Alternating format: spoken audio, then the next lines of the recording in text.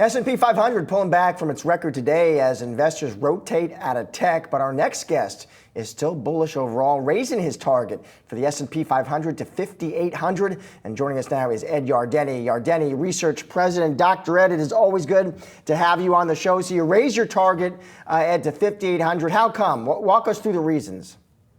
Well, I'm becoming increasingly convinced, as the market has, that the Fed is in fact going to start cutting interest rates. As you recall, at the beginning of the year, there was a lot of expectations that there might be 6 or 7 rate cuts.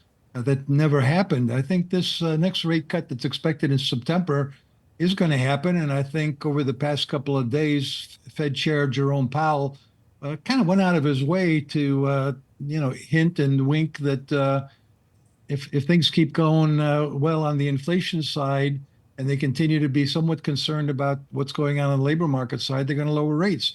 And as we saw today, the market, as a result, started to broaden out to the SMID cap, to the small and mid cap stocks. So, but I think all in all, what I'm looking for is a very strong second quarter earnings season. We're about to get reports tomorrow. We get the banks.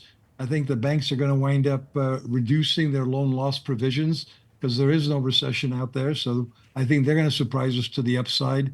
And then I think a lot of companies that are not technology companies are going to tell us how they're using AI to cut their costs and increase productivity. They're not going to necessarily say that it's making a huge change in their earnings outlook, but I think they're going to indicate that it could very well be an important development.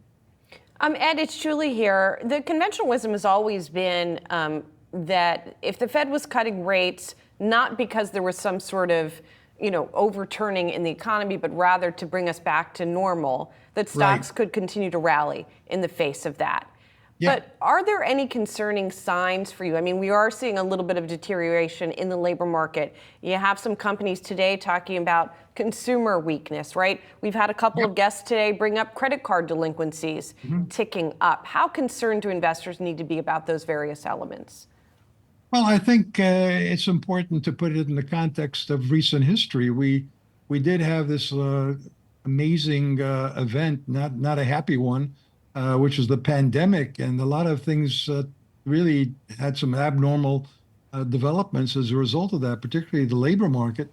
And I think what we're seeing is normalization. I think we're getting back to normal in the labor market, and I think we're getting back to normal with interest rates. We certainly have gotten back to normal with inflation. So when I put it all together, I'm not really that concerned about downsides for the economy. I'm not concerned that inflation's going to remain sticky.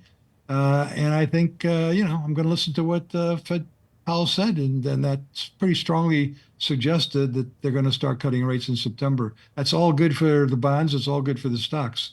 Ed, when it comes to the stock market, skeptics, they'll throw their yellow flags. They always do, right? And there's a couple you'll hear, and I want to get your take.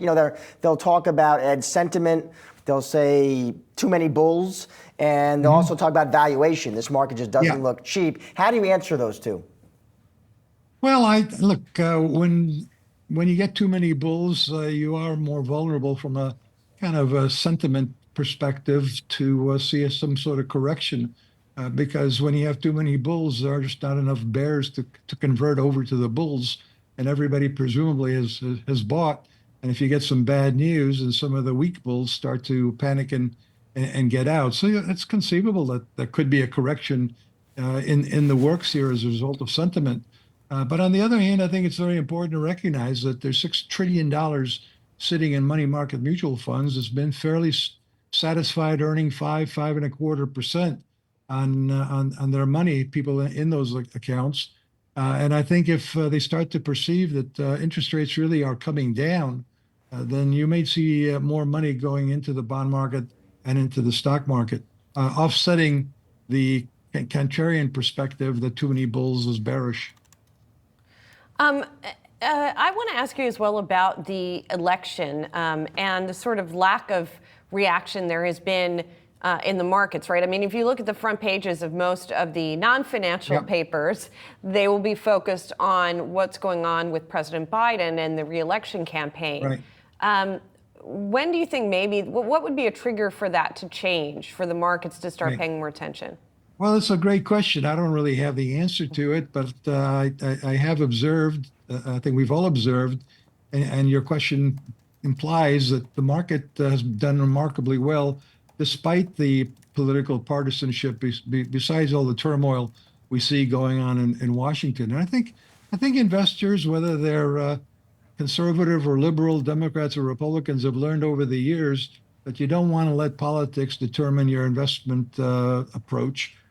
So, for example, if you were a big fan of Obama, then you probably were long the market then. But if you weren't, you might not have been in the market at all and missed a very good bull market. Same thing happened with Trump, and again with Biden.